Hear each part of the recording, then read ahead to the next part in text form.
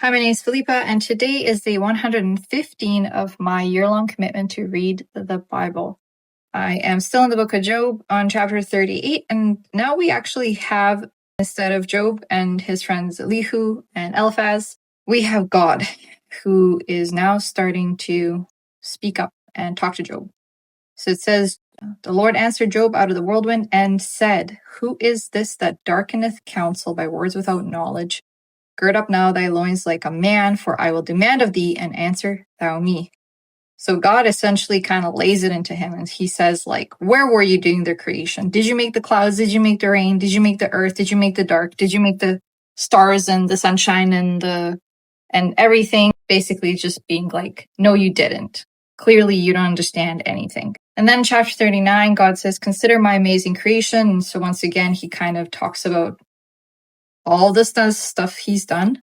Very interesting here in verses 9 and 10, the word unicorn is mentioned. So I'm very interested in that just because it's, not something that we hear typically these days. And I wonder this is where the whole myth about the unicorn began or not. So I'd have to look into that. And very, very interestingly, starting on chapter 13 or verse 13, he says, Gavest thou the goodly wings unto the peacocks, or wings and feathers unto the ostrich? Which leaveth her eggs in the earth, and warmeth them in dust, and forgetteth that the foot may crush them, or that the wild beast may break them. She is hardened against her young ones as though they were not hers. Her labor is in vain without fear, because God hath deprived her of wisdom, neither hath he imparted to her understanding.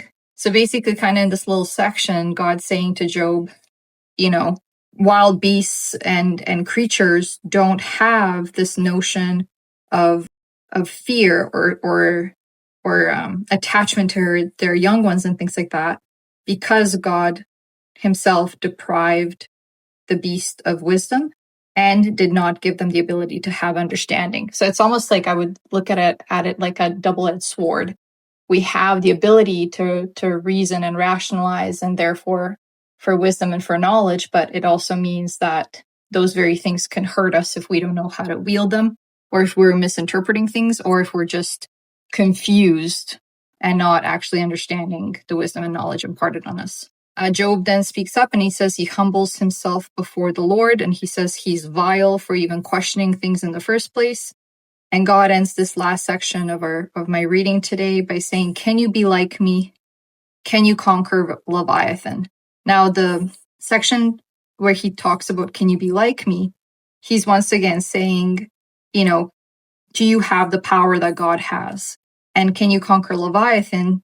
He talks about this creature, this beast that has crazy teeth and fire in his mouth and smoke in his nostrils and cannot be defeated. So I looked into a little bit of this, and it can either kind of actually signify creature, or it's a symbolism talking about the sheer power and the inability to destroy something like the concept of God, or just like God himself. And so basically God's telling Job, you have no idea, you haven't even scratched the surface of what the Almighty entails. So that is where I end this section. As I mentioned, the symbolism talks about this creature, which does kind of course, make me think of a dragon, the way that it's talking. And so, but it could just be a symbolism. But this is where I end today's reading. Tomorrow is day 116. I start on chapter 42, where Job submits himself to God. And it's a very, very quick little read, and then I will be done the book of Job. And I am moving on to Psalms on the 26th, Boxing Day. Or the day after Christmas. Thank you very much for listening, and I will be back.